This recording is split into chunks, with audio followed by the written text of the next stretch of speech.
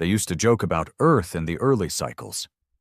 The galactic convergence had sent transmissions, envoys, and diplomats toward the Sol system for over 300 years. Some said the humans were too primitive. Others said they'd wiped themselves out in nuclear stupidity. Most didn't care. Earth had never shown up to a single galactic summit, never answered a single beacon. To the ruling species of the Galactic Council, humanity was just another footnote on the long list of self-extinct races. Until the sky changed. Commander Thale of the Vornari Dominion watched the edge of the Terran expansion zone from the command deck of the Nimari Ascendant, an escort-class warcruiser stationed near a neutral gate cluster. It was a dull assignment. 6 standard years of patrolling dead space between commerce routes, avoiding pirates and rogue AI remnants. But today, something shimmered. "Sir," said his comms officer, eyes wide, antennae twitching. "New gravitational signatures. Dozens. No hundreds. They're all human-coded." Thale turned, his second heart stalling for half a beat. "Repeat that." The officer leaned forward, triple-checking the readings. "Earth vessel designations, sir. They've got Sol-stamped engine imprints, and they're not hiding." In fact, they were broadcasting. Not with words. Not with some desperate plea to join the galactic community. Not with old Earth music or hopeful banners of peace. They broadcast silence and motion. The ships were vast, black, and scarred like they'd been forged in forgotten wars. They parked themselves across 1,000 known system borders, each one floating quietly, facing outward, waiting. Every government received the same data drop within seconds. It wasn't a threat, it was a reminder. The file contained images of past atrocities, footage of galactic races enslaving humans during early scouting missions, secret vivisections, research facilities that had captured Earth's early astronauts and labeled them intellectually limited life forms, experiments, mockeries, and executions, all documented, all time-stamped. None of the governments had admitted it. They didn't think Earth knew. They thought Earth was too small, too silent. But humanity had been listening, watching, building. One transmission finally followed. Just 4 words, in Terran Standard, translated into every galactic tongue with deadly precision. "We missed the meetings. The Galactic Council called an emergency summit. Not all the species made it in time. Within 24 hours, 2 fringe outposts were reduced to floating ash. No formal declaration of war, no comm traffic, just incineration from orbital kinetic rods that left craters so deep they breached planetary cores. By the time the Council issued a formal demand for negotiations, Earth had already locked every known wormhole gate it didn't control. Trade routes froze, supply chains cracked, panic began to infect the outer colonies. But Earth wasn't rushing. It was calm, methodical, like a predator walking through a forest of prey that forgot what fangs looked like. On Mars, beneath the old war domes, General Nathan Hale watched the galactic chaos unfold from a reinforced command bunker. His face was lined, hardened by 30 years of silent preparation. His voice was gravel when he finally spoke. "We gave them every chance," he said, turning to the wall of screens. "Now they'll learn the cost of ignoring a species that never asked for a seat, because we came back to flip the table." No applause, no flags, no anthem, just cold resolve, and a fleet of 1,000 black warships that didn't blink. Earth had missed the meetings, but now it was everyone else's turn to listen. General Nathan Hale sat alone in the command chamber of Bastion 9, a black fortress sunk deep beneath the red sands of Mars. On the surface, the dust storms were screaming, but underground, the silence was heavy, the kind that only comes after decades of waiting. He wasn't a man built for diplomacy. His fingers had pulled triggers long before they signed treaties. His eyes had watched whole squads die under orbital fire, waiting for backup that never came. Backup that never existed. Earth hadn't just been ignored, it had been betrayed. It started centuries ago, during the age of exploration. When Earth's fragile spacecraft stumbled into the galactic map, the species didn't come with fire. They came with curiosity, open channels, and outstretched hands. And they were welcomed, for a while. Hale remembered the old records, the hopeful broadcasts, the first human ambassadors, nervous but proud. The images of them standing in towering alien halls, surrounded by races that smiled with needle teeth and glowing eyes. Then the experiments started. Discreet at first, a human colony ship that disappeared, blamed on a solar flare. A science vessel that sent a scrambled signal, something about a first contact gone wrong. Then came the confessions. One of the defecting alien scientists had smuggled a data chip through Titan's smog-choked atmosphere. Inside were records, dozens of them, of human prisoners dissected alive, of brain scans labeled unstable but promising, of laughing aliens posing beside cages. And worse, governments of the Galactic Council had known, not only known, but sanctioned the research under the table. Because humans were too emotional, too volatile, too young for the table. So Earth left, quietly, cut its transmissions, shut down its diplomatic corps, faked weakness, let the galaxy forget. And while they mocked, Earth prepared.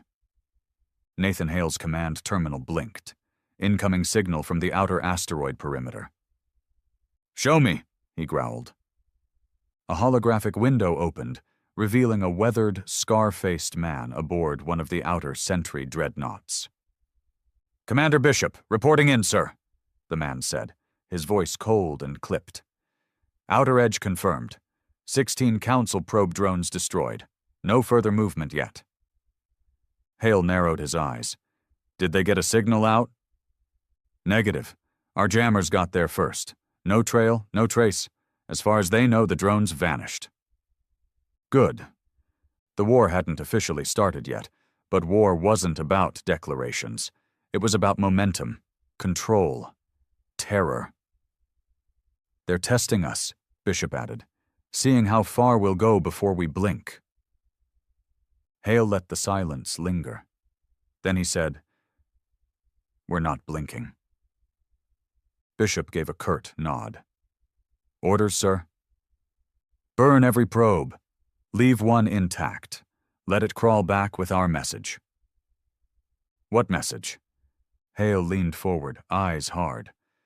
"That Earth doesn't negotiate with cowards who dissect our children." Bishop's jaw tightened. "Yes, sir." The screen cut out. Back on Earth, deep inside sub-level 13 beneath the Appalachian Ridge, a man named Merrick paced through rows of cryo-coffins. Each one had a name, a rank, a reason. He wasn't military, not exactly. He was from Black Echo, a program that technically didn't exist, genetically enhanced, trained from age 7, forgotten by most governments when Earth fell off the diplomatic grid. Merrick and men like him had spent their lives in the cold, waiting for the day someone gave the word. That word had come 2 days ago. "Awaken the Legion." Now, the halls echoed with the hiss of thawing tanks. Each man inside had a memory of what had been done to Earth. Some had seen it firsthand. Brothers kidnapped during off-world training missions, returned as meat. Others had simply been told, shaped by pain into weapons with one purpose: make the galaxy regret forgetting Earth. "Status?" Merrick called out. A tech in a gray coat looked up from her console. 37 units active, full neural sync within parameters. Rage index is higher than anticipated. "Good," Merrick muttered. "We want them angry. Just don't let them burn hot too fast." "These men were asleep for years," she said. "You sure they're ready?"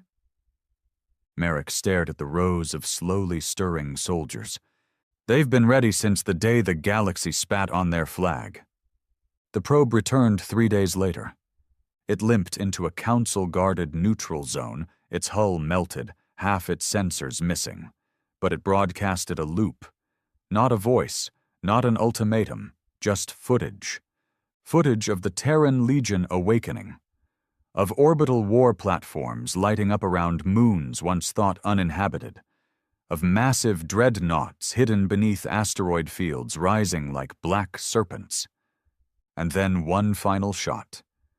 A massive cannon platform orbiting near the dead world of Callisto, its barrel glowing, a timestamp beneath it reading 72 hours.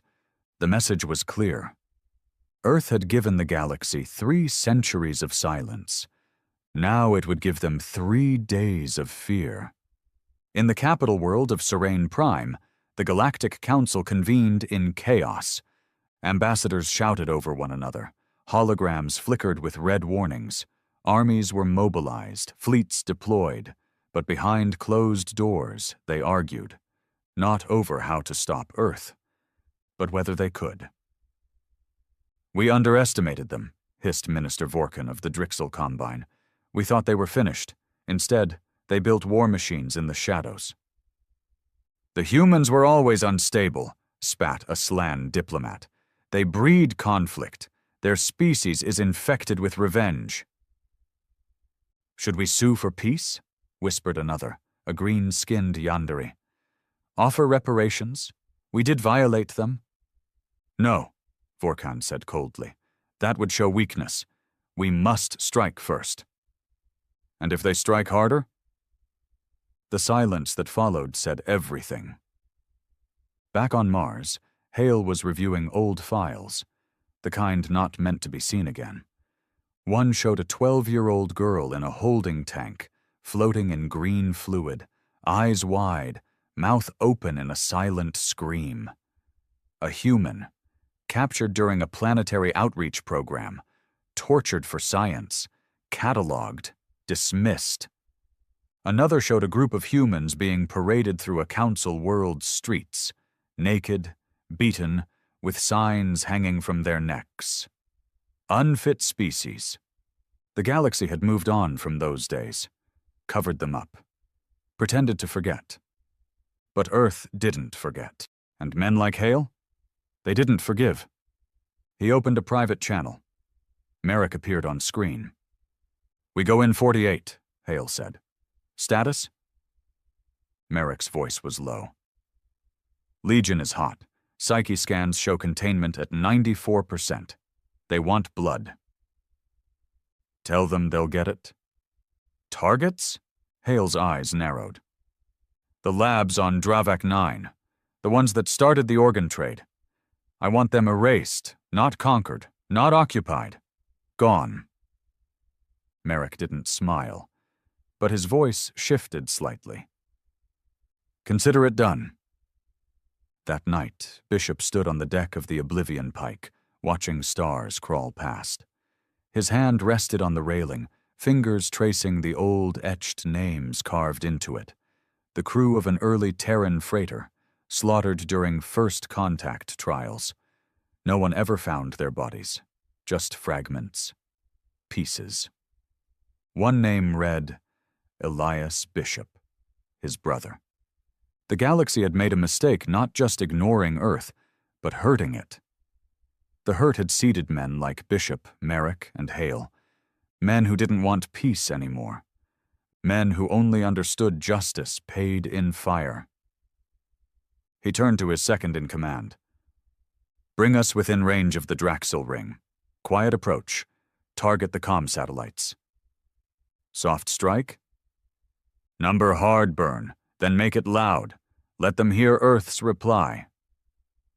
The officer nodded and moved to execute. As Bishop turned back to the stars, a quiet voice echoed in his mind. His brother's, from a letter sent before his death. They think they're gods. Make them bleed like men. The first strike came without warning. Merrick's legion descended on Dravak 9 like black death. Cloaked dropships punched through the atmosphere. Shock troopers hit the ground running, no declarations, no speeches. It was over in under an hour. The labs burned. The scientists? Executed. The council soldiers? Given one chance to lay down arms. They didn't. So Earth showed them how Terrans fight. Later, when the council reviewed the footage, they were stunned. These weren't angry mobs. These were trained soldiers, coordinated, calculated, efficient. And they didn't take prisoners. Only one message was found burned into the side of the facility's ruins. This was the cost of silence. Earth didn't want conquest. It didn't care about territory or tribute. It wanted something deeper.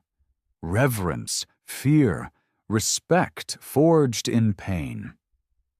And now, for the first time in galactic history, the other races understood something chilling. Humans hadn't stayed silent because they were weak. They stayed silent because they were waiting for the moment they'd be ready. Now, the moment had come. And Earth had parked 1,000 warnings above every council world. Not ships of peace, but tombstones. The council called it Operation Redemption, a combined fleet of 72 warships from 11 species, commanded by Admiral Korith of the Ardan Imperium, a three-eyed tactician with a bloodline soaked in victory. His species had broken planetary rebellions with precision strikes for centuries. He wasn't just a general, he was a legend. And now he would remind Earth of its place. The plan was simple.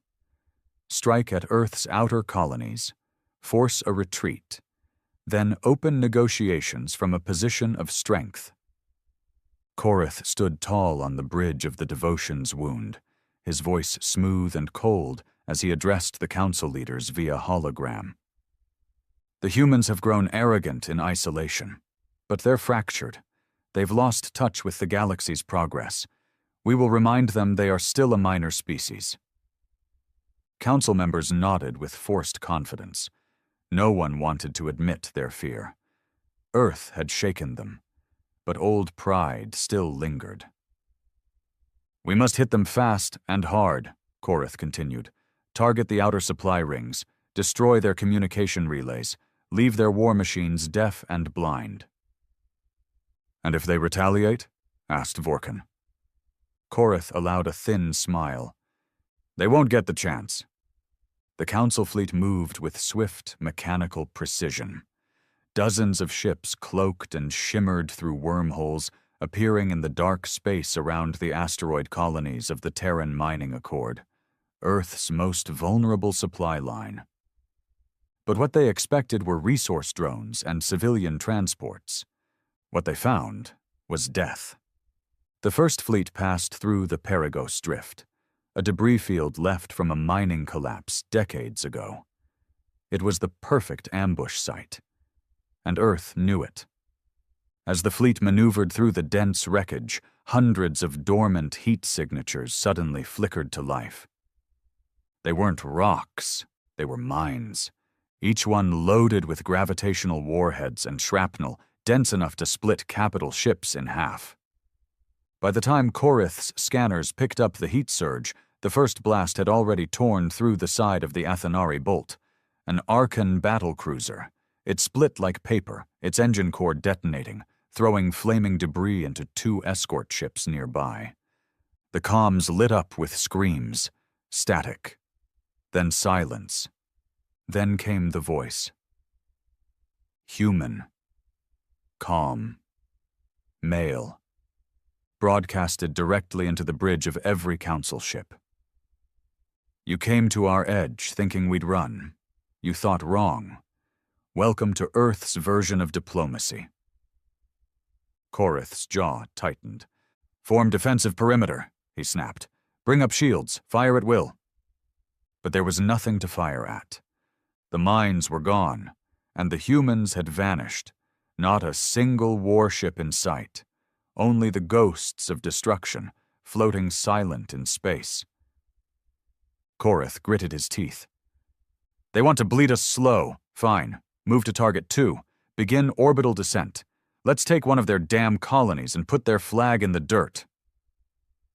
Target 2 was Vesta 9, a frozen mining outpost built into a hollowed-out moon. It held no real strategic value, but it was symbolic. The first colony Earth had claimed after going dark. A flag of independence planted in the cold. Korith ordered a ground strike team of 900 troops, supported by mechanized walkers and orbital bombardment capability. The mission was simple: land, overwhelm, and broadcast the footage back to Earth. But something was wrong the moment they entered the atmosphere. Vesta 9 was quiet. Too quiet. Thermal scans showed no life, no weapons, no power signatures. It was empty. Could be a trap, said Commander Harnix, Korith's second-in-command. I don't care, Korith replied. We're taking that moon. We need a win. They landed at the colony's center.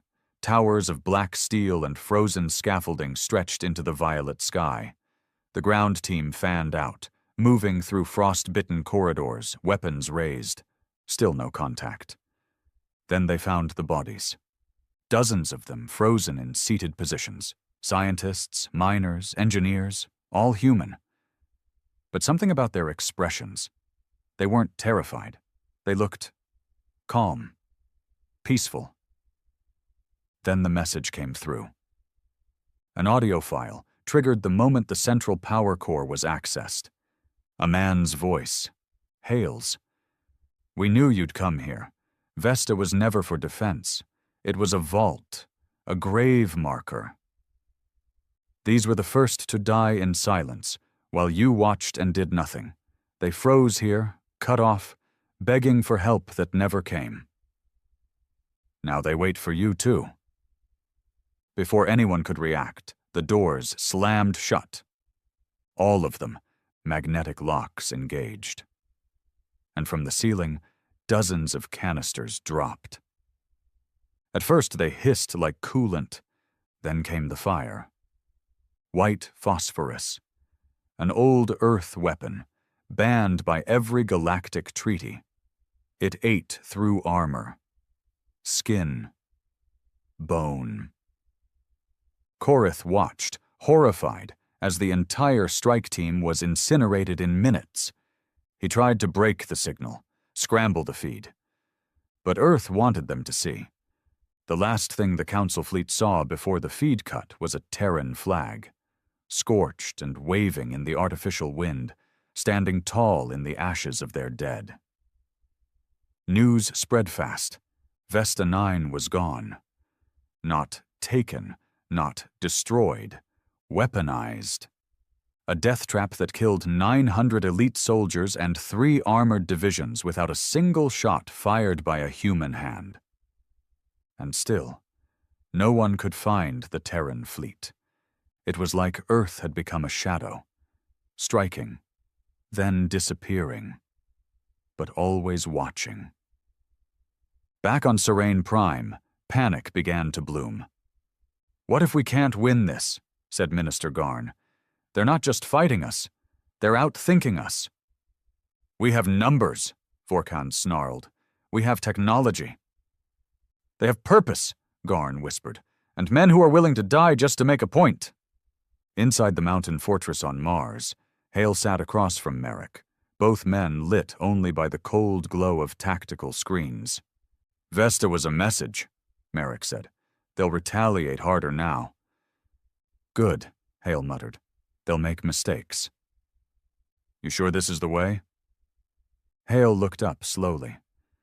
They burned our people, cut them open like animals, and then laughed while we begged for entry into their civilized club. He stood, walking to the viewport. This isn't about peace anymore, Merrick. It's about memory, making sure they never forget. Merrick said nothing, just nodded, because he understood. Korith was unraveling. He barked orders, slammed his fists, executed his own officers for hesitating. But fear was a virus, and it had entered the bloodstream of the Council fleet. Ships started pulling back, refusing orders. And then came the death blow. A single Terran fighter, tiny, outdated, appeared near the Council's main supply ship, the Vistara one. It was a distraction. Everyone saw it. No one saw the 5 stealth torpedoes it deployed in the debris field an hour earlier. When they detonated, they didn't just destroy the supply ship. They cracked it in half and sent fire into 3 nearby vessels. Over 2,000 personnel gone in seconds. That's when the fleet broke. Korith screamed for discipline, threatened to court-martial half his captains. But by then, the war had turned. It wasn't about pride or power anymore. It was about survival. Earth watched the retreat from orbit. No parades, no celebrations. Just confirmation that the galaxy had felt the first real taste of what humanity had become. Hale turned off the screen. "We let them come," he said softly. "Now we take it to them." Merrick looked over. "What's the next target?" Hale's face was carved in steel. "The prison moons. The ones where they sent our people. The ones they said didn't exist." Merrick nodded slowly. "Time for the galaxy to see what real prisoners look like when they come home." The Council called them rehabilitation facilities. Earth called them tombs. There were 12 in total. Moons converted into off-record prison worlds across unregulated systems, hidden under false names like Detention, Satellite Theta, or Experimental Isolation Zone 9. They weren't listed on maps. They weren't guarded by fleets. They didn't need to be. After all, no one was ever supposed to come back from them. Inside those places, thousands of humans had vanished. Early explorers, captured diplomats, resistors, even children taken during behavioral studies. Officially, these moons didn't exist. Unofficially, they were where the galaxy buried its guilt. Until now. Commander Merrick stood inside the assault hangar of the TSV Vindicator, a black dreadnought older than most colonies. Its armor bore no emblems, no nation, no plea for understanding. It was a vessel of vengeance. He turned to the 2 squads before him, 24 men, faces cold, silent. Veterans of Earth's darkest programs, ghost soldiers from abandoned black sites. These were the type of men built for one thing: erasure. "Target is Lunar Station Ashra," Merrick said, pacing before them. "Unmarked moon in the Kairos system. No communications, no shields, no defense grid, because they think no one would dare come." He paused, eyes burning. "Inside, you'll find guards from 8 different species. Most are ex-military trash, cast-offs from Council security forces. They've spent decades torturing our people for sport, filming it, studying it, and feeding it back to their little science guilds like it was a fucking thesis." He held up a small hollow chip. A shaky video played. A young human girl, no older than 10, shackled to a wall, screaming, pleading, alien voices laughing off-screen. "Her name was Lena Caro," Merrick said. "Disappeared on a civilian diplomatic shuttle 70 years ago. This is the last footage we have of her. Until now." He let the chip burn in his palm.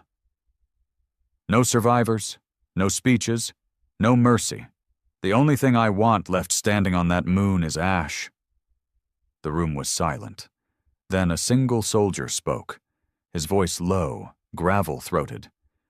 "Do we confirm IDs?" Merrick met his gaze. "Only if you want to know their names before you burn them." The drop was silent. No warning beacons, no challenges. The automated scanners didn't even register the Terran pods breaching the upper atmosphere. Ashra was a gray ball of rock, orbiting a dying gas giant. Its surface was scarred, littered with antenna towers and collapsed tunnels. Beneath the crust were layers of cells, labs, furnaces, and pits. The whole place designed for one thing: breaking the forgotten. The strike team landed on the north ridge, piercing through a ventilation shaft long abandoned. It wasn't the first time Merrick had infiltrated a hellhole like this, but this one felt heavier, darker. As they descended into the tunnels, the smell hit them first: rot, chemical burn, and something worse: a human stench, old and buried deep. Then they heard it. Not screams, not alarms, just a low, soft hum, the mechanical lullaby of automated cruelty, repeating endlessly. A sign on the wall, written in trade standard and scratched over English, read, "Comply and the pain is brief." They hit the guards fast. The first wave was caught in the central mess, gorging on synthetic meat and laughing over distorted hollow reels. The reels showed footage of forced fights, humans pitted against each other in crude arenas. One guard raised a toast just as the first Terran charge blew through the bulkhead. The squad didn't waste ammo on warning shots. They cut the room down in seconds, energy blades slicing through armor, suppressed railguns firing silent vengeance. The guards tried to run, tried to plead. Some even dropped their weapons and surrendered. It didn't matter. Earth hadn't come for peace. It had come for penance. Further in, they reached the lower cells. They opened each one with deliberate calm. Inside, the surviving prisoners didn't cheer, didn't cry. Most just stared, hollow-eyed, starved, scarred. Some whispered. A few laughed.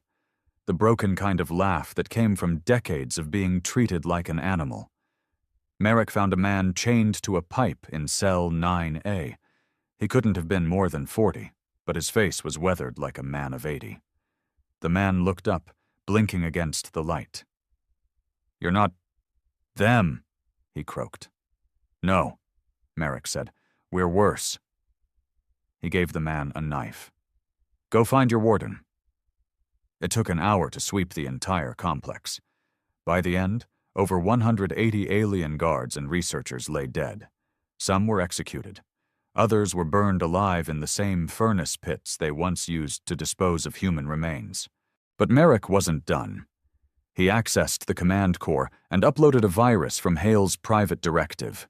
The system blinked red. All remaining documentation, footage, and classified data erased, purged, except for one file, a live stream, fed to every open channel in Council territory. The feed showed the last surviving warden, a bloated Tharian, chained upside down, blood dripping from his eye stalks, being walked through the ruined corridors by 2 human prisoners, naked, scarred, limping, but smiling. When they reached the courtyard, the camera zoomed in. One prisoner leaned close to the warden's ear. "You made me eat my brother," he whispered. Then he pulled the torch trigger. The broadcast cut out. In Council space, chaos followed. The footage had gone viral in hours. Billions watched it. Some turned away in horror. Others watched in silence. A few nodded. Because deep down, even those who once mocked Earth knew something had been coming. The humans had warned them, had begged, had shouted. Now they simply acted. And still, the Council refused to yield, not because they had hope of victory, but because pride wouldn't let them kneel. Back on Mars, General Hale received the full report. He read it slowly, wordlessly, then closed the file. Merrick stood across from him, gauntlets still stained with ash.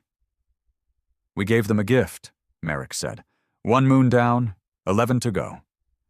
"No," Hale said quietly. "We don't cleanse the others." Merrick frowned. "Why the hell not?" "Because the message is sent," Hale said. "Let those places rot in fear. Let them wonder every day if we're coming." He leaned in. "Make them live with what they've done, like we had to." The next wave wouldn't be surgical. It would be biblical. The Terran fleet moved in silence, surrounding the outer rim of Council space. One by one, Earth began cutting systems off: trade routes, wormhole gates, satellite relays. It wasn't war anymore. It was isolation. Earth had learned it from them. Now it returned the favor. On Serene Prime, panic turned to hysteria. Markets collapsed. Riots broke out in lower districts. Alien citizens demanded their leaders make peace, but the Council held firm, because to kneel meant admitting Earth had been right all along, and that kind of shame doesn't die easy. At night, Nathan Hale stood atop the Bastion Tower and looked to the stars. Once, those stars represented hope, unity, discovery. Now they were broken mirrors, each one reflecting a truth the galaxy tried to bury. He closed his eyes and whispered, "You should have let us stay forgotten." Behind him, the launch bay roared as another wave of ships ascended into orbit. But this time, they weren't returning home. They were heading to the heart of Council territory, to bring justice with fire. The skies above Serene Prime had never known war. It was the cultural heart of the galaxy, a shining world of marble towers, floating gardens, and crystal rivers that stretched across whole continents, artisans, philosophers, diplomats, the great melting pot of 1,000 species. But none of that mattered now, because Earth's warships had arrived. Like black daggers in a velvet sky, they eclipsed the stars in perfect silence. No broadcasts, no warnings, just presence, heavy and suffocating. Inside the Grand Council Dome, Minister Vorkan stood at the central console, his skin flushed with panic. "They're positioning along our exo-ring," he hissed. "They're not sending demands, not even opening comms." "They've moved beyond diplomacy," said Garn. "This is occupation." "Then why aren't they firing?" The question hung unanswered. Because Earth didn't have to fire. The waiting was the weapon. On every screen across Serene Prime, one image now played on loop: the charred remains of the Ashra Warden, staring lifelessly into the feed. Under it, a message. This is not war. This is memory. On board the TSV Apex, General Nathan Hale watched the capital from orbit. Through magnified optics, he could see civilians scrambling across evacuation ports. Merchant ships trying to breach the no-fly perimeter, all silently intercepted by orbital AI sentries. Not destroyed, just turned away. Let the people watch their leaders beg for air. Let them feel forgotten, like Earth had. Merrick entered behind him, helmet under one arm, armor scratched and pitted. "They'll never surrender," he said. "You know that." "I don't need them to surrender," Hale replied. "I need them to break." Merrick frowned. "We hitting the cities?" "No," Hale said. "Not yet. We start with the spires, the universities, their culture centers. Hit the things they brag about. Make them watch their pride burn." Merrick nodded slowly. "You're turning their heaven into a grave." Hale's jaw clenched. "Just like they did to us." Down on Serene Prime, emergency council sessions erupted in chaos. "They'll glass the cities!" screamed the Yandere diplomat. "My family, my hatchlings are in the North Quadrant!" "They haven't fired yet," growled Korith, the war hero now reduced to trembling silence. "There's still a chance, if we give them something." "Like what?" Garn asked. "They don't want gold, or territory. They want revenge." Vorkan stepped forward, for once, calm. "There's one thing we haven't used." The room went still. "No," said Garn. "You can't mean—" "It's the only option left," Vorkan said. "You think they'll stop, after Ashra, after Dravak? You saw what they did to our fleets, to our people. The humans don't want peace. They want judgment." "So we give them a monster," Korith muttered. Vorkan tapped into a restricted file. A single word glowed red on the table display. Project Null Light. 60 years ago, during Earth's diplomatic collapse, the Council had proposed radical contingency. If humanity ever became a galactic threat, they would be handled from within. That plan was Project Nulllight, a human-engineered counterweapon, built by alien hands, fueled by Terran DNA. Nulllight was human in flesh only. Its mind had been rewritten, reshaped into a programmable war entity. It had been frozen beneath a forgotten moon, too dangerous to use, too unstable to control. But now they thawed it. Hale knew something was wrong before the first warning klaxon hit. The orbital sensors above Serene Prime blinked red, showing an energy signature spiking from beneath the planet's crust. Not a weapon. Not a fleet. A life form. "What the hell is that?" Merrick muttered, reading the feed. "Biometric match? Human?" "No," Hale growled. "That's not one of ours." The video stream opened. And there it was, standing alone in the dead ruins of a forgotten temple district, rising from an underground vault. A man. Or something that once was. He looked Terran, male, mid-30s, shaved head, pale, unnaturally so. His eyes glowed with artificial light. Veins pulsated with some kind of liquid metal. His movements were smooth, too smooth. But it wasn't his face that chilled the fleet. It was his voice, broadcasted across every human ship. "Nathan Hale, you were my teacher. Now I am your reckoning." Hale froze. He recognized the voice. Asher Grant, a prototype from the early Echo Rebirth program, before it was disbanded for ethics violations, before Earth shut it down. He had been one of theirs, a gifted strategist, a soldier with no fear, no hesitation. But during the final phase of testing, Asher had vanished. The file had been scrubbed. The assumption was dead or stolen. Now Hale knew the truth. They hadn't killed him. They had turned him. On the surface, Nulllight moved with terrifying precision. He didn't attack civilians. He didn't destroy randomly. Instead, he walked to the Serenian AI core, the city's main neural hub, and plugged in. In under 3 minutes, he'd infected the entire planetary defense grid. Orbital cannons turned, not on Earth's ships, but on the city itself.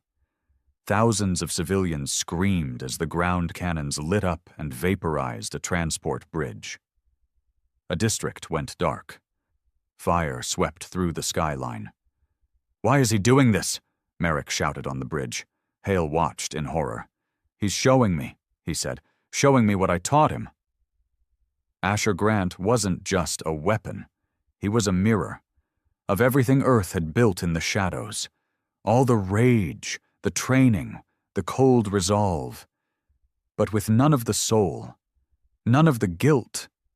He'd become the very thing Earth feared, its own reflection controlled by others. The Council watched from their bunker, silent. "He's not following instructions," Vorkin whispered. "He's burning the city," said Korith, trembling. "We told him to fight Earth, not kill us." "You gave a predator a leash," Garn hissed, "and now he's off it." Inside the orbiting TSV Apex, Hale made his decision. "Prep strike team," he ordered. "We go down. We end this ourselves." Merrick didn't hesitate. "You want him alive?" "No," Hale said coldly. "I want him human again, just long enough to kill him face to face." The drop pods screamed through Serene's burning skies, landing near the AI core tower, which now stood like a twisted beacon of fire and code. Nulllight stood at its base, calmly watching the chaos. As Hale stepped out of the pod, Nulllight turned. "I remember your voice," he said. "You taught me that revenge was survival."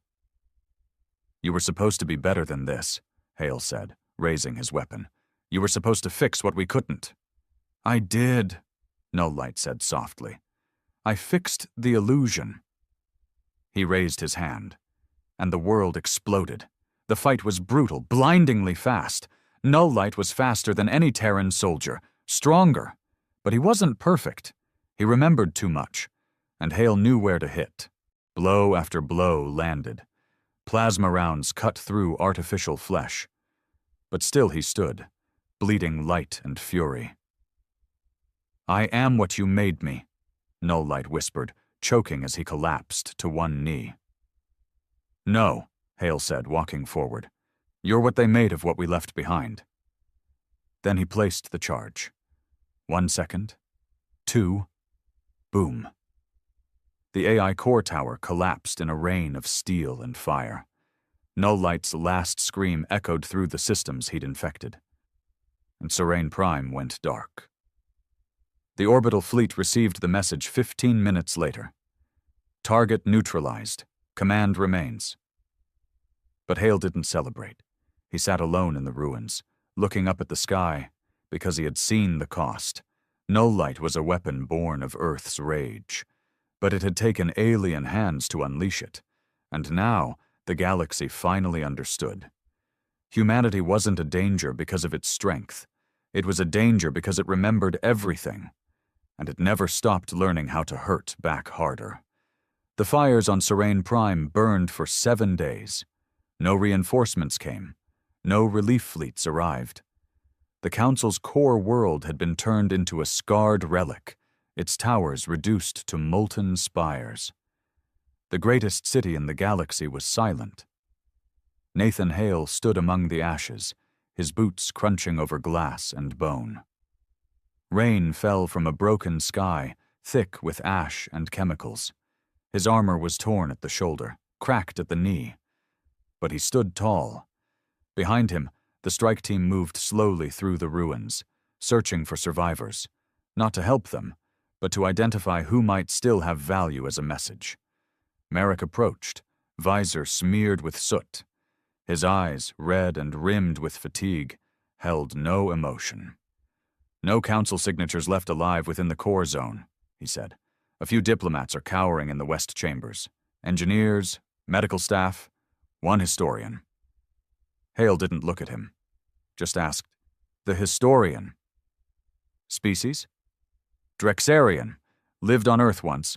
Wrote a book about us. Called humans the emotional mistake." Hale's lips tightened. "Put a camera on him. Have him read from that book in front of a pile of his dead."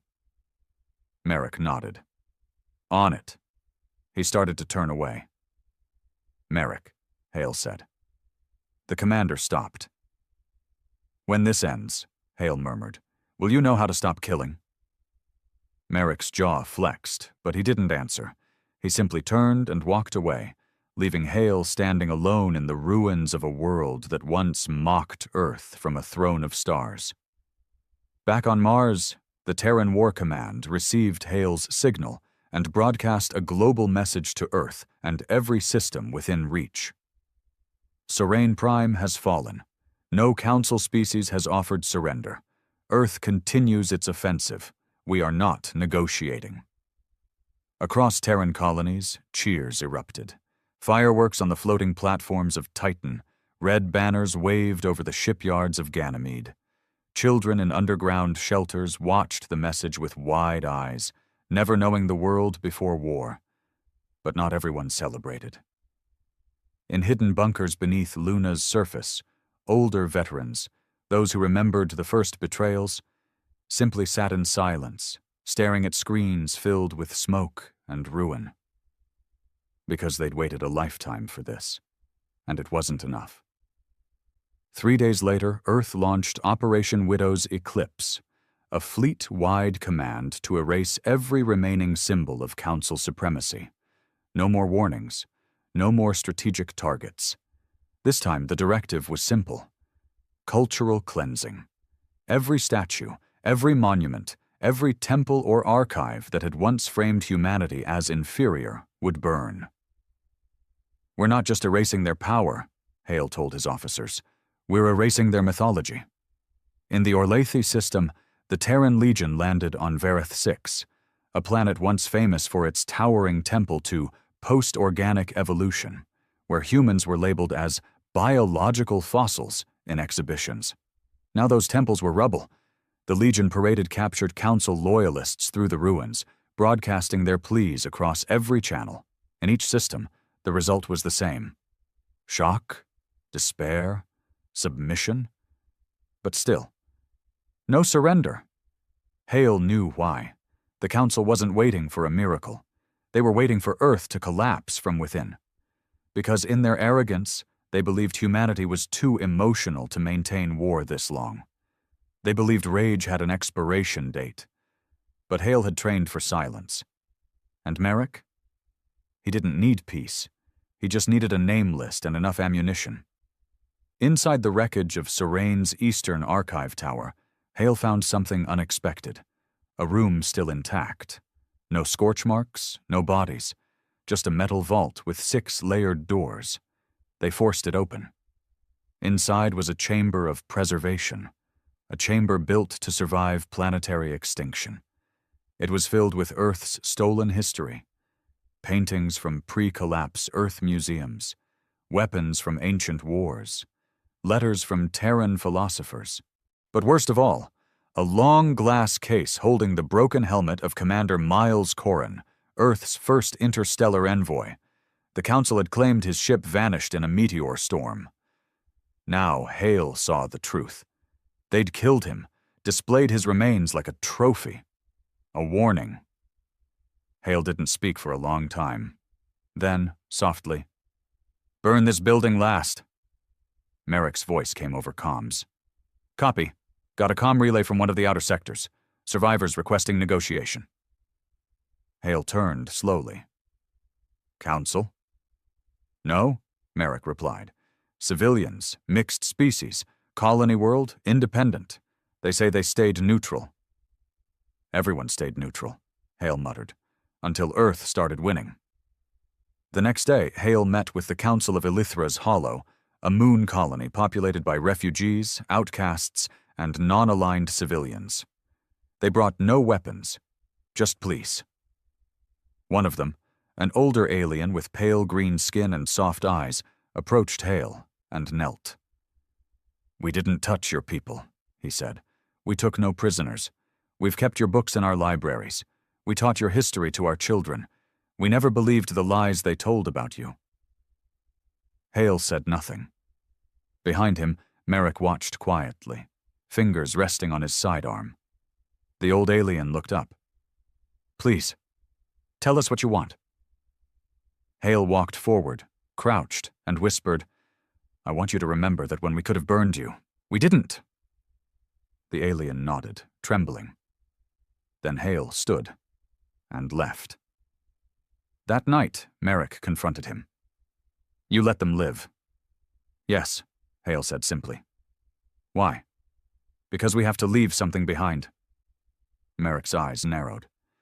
"We've spent years making sure the galaxy remembers our pain. And now," Hale said slowly, "we have to make sure they remember our choice." On Earth, a silence began to form.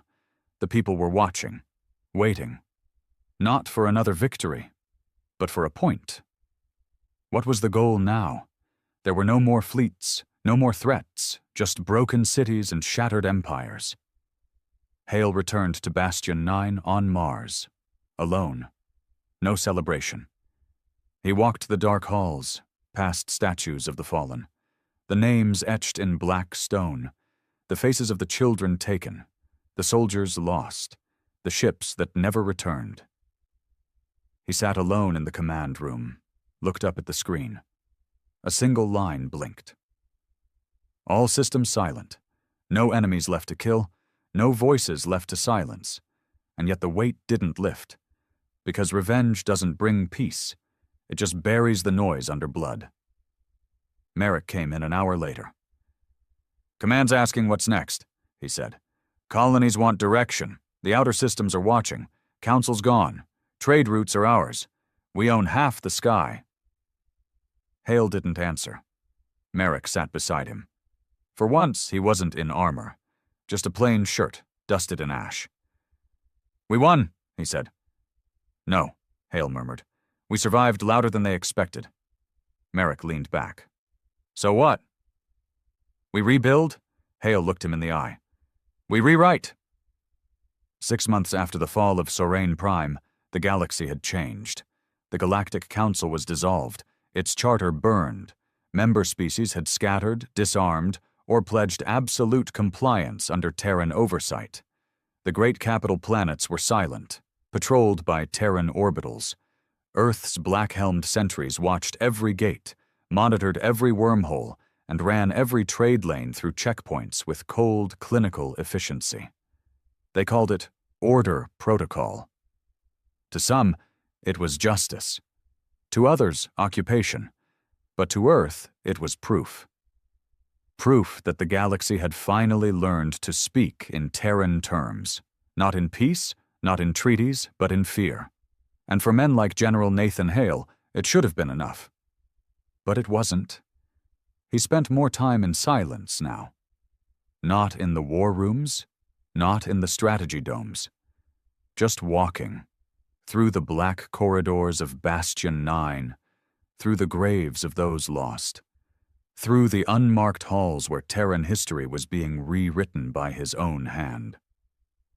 The Monument Plaza had grown, names etched into carbon plates stretching 20 meters high, soldiers, civilians, missing children. The war had given them a legacy, but Hale felt none of the triumph. Not anymore, because there was one name not carved into the stone: his own. Across the outer colonies, enforcement had become automated. Legion drones patrolled streets, enforcing memory discipline, a program Merrick himself helped design. It outlawed all council symbology. No former member species could teach non-Terran history. No monuments could remain. No foreign flags. The penalty for defiance was exile at best, eradication at worst. The colonies complied. Of course they did, but not all of them quietly. On the fringe world of Oralis Drift, a communication blackout hit during the 3rd week of compliance scanning. What was meant to be a simple audit mission had ended in static. Hale received the report in his quarters. A short burst of distorted audio was the only message recovered. They remember everything. They're not sorry. They're preparing. Then nothing. 3 days later, Merrick stood before Hale in the war room, clad in full tactical armor, helmet under one arm. "We found the ship," he said. "Audit team's cruiser, shot down. Crew executed, no survivors. Species. Mixed," Merrick said. "Some ex-council, some Terran-born." Hale looked up slowly. "Terrans killed Terrans?" "Looks that way." "Motives?" "They don't need motives. They just needed time." Hale stood.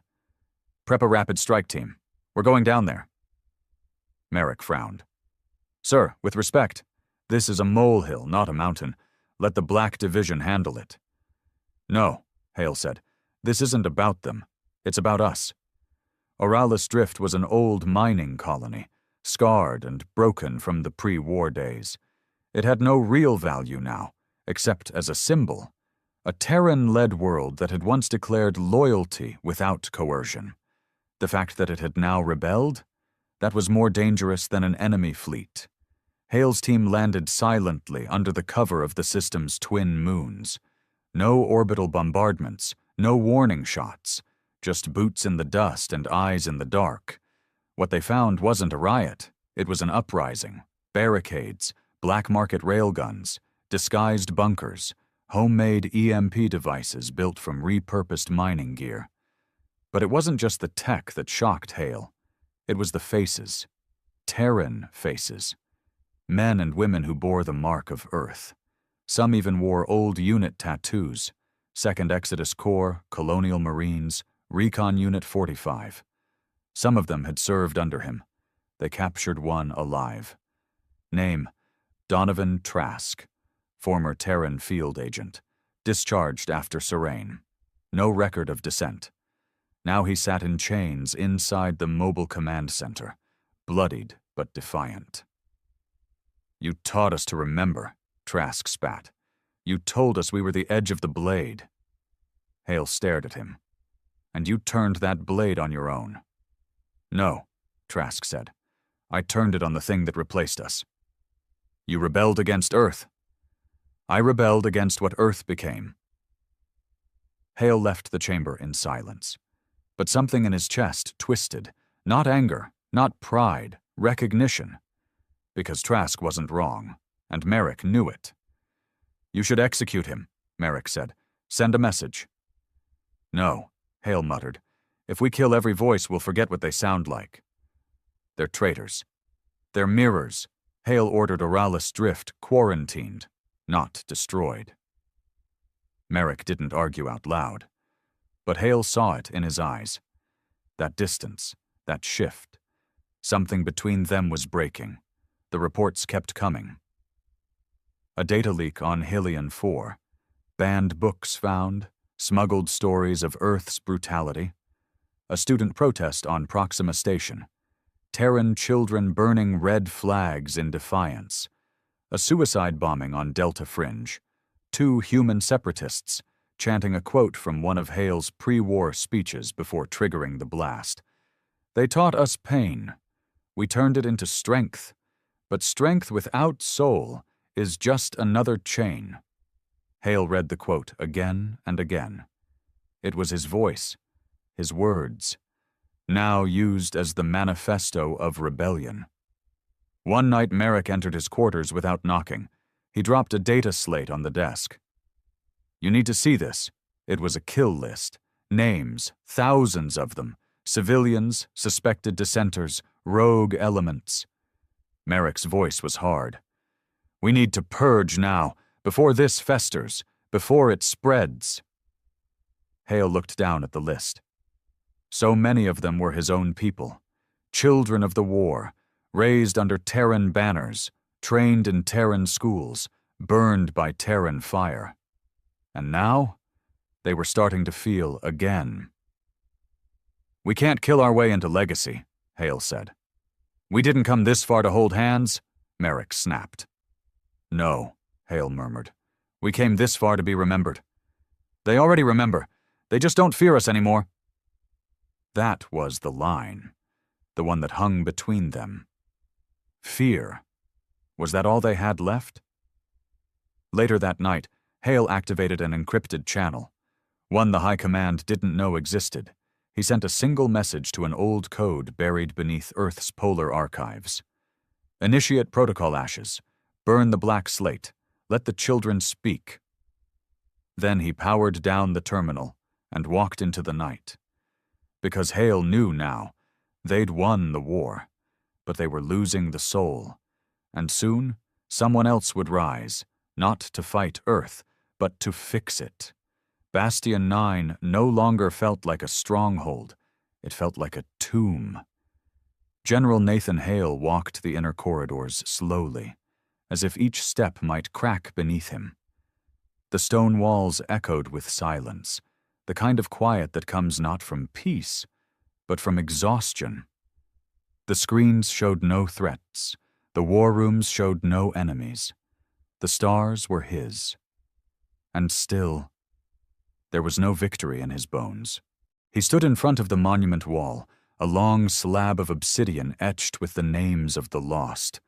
Earth's war dead, from the first silence to serene prime.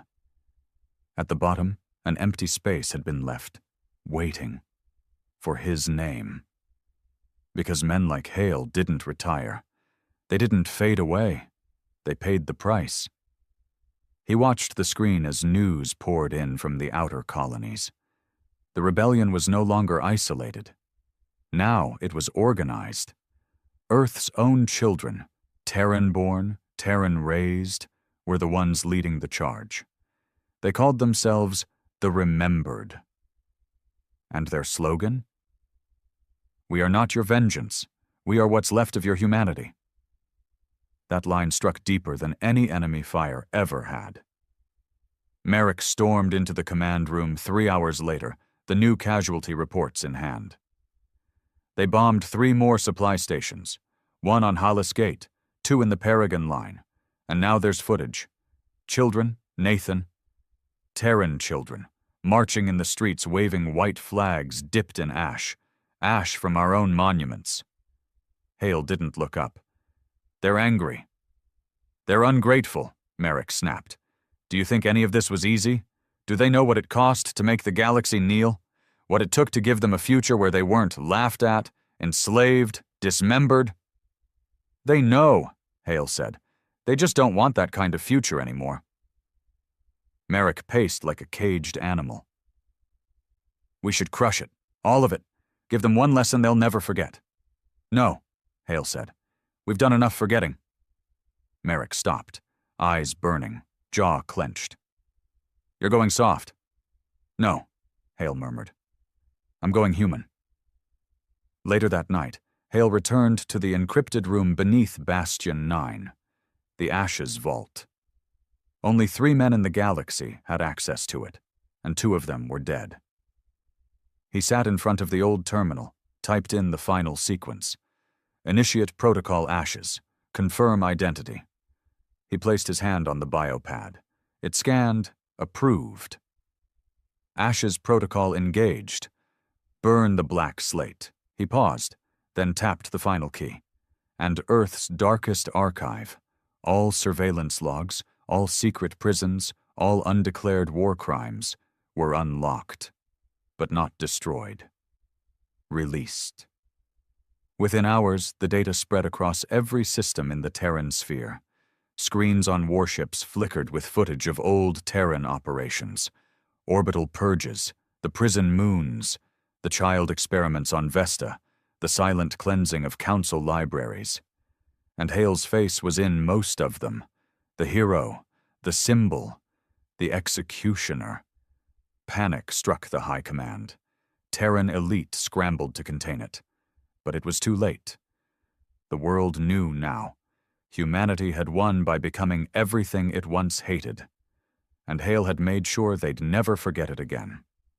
The next morning, Merrick stood in Hale's quarters, silent, fuming, holding a loaded sidearm. You gave them everything, he whispered. I gave them the truth. You betrayed everything we built, all the fear, all the respect. We were gods. No, Hale said, stepping closer. We were monsters in human skin. You were supposed to be the last wall, Merrick said, tears in his eyes. Not the first crack. I was never the wall, Hale whispered. I was the fuse. They stared at each other, one ready to pull the trigger, the other already letting go. But Merrick didn't shoot. He dropped the gun, stepped back. I hope you're right, he said. Then walked away. And Hale knew that was the last time he'd see him. That evening, Hale broadcast one final message, open channel, unencrypted, translated into every galactic tongue. His voice was tired, human, unarmored. I was there when they called us vermin, when they dissected us, when they spit on our flag. I was there when Earth rose, when we burned their empires to ash, when we made them fear the dark again. But I am also here now, and I see what we've become. We traded silence for dominance, pain for power, but we lost something greater in the fire, our soul. Let this be the last war of forgetting.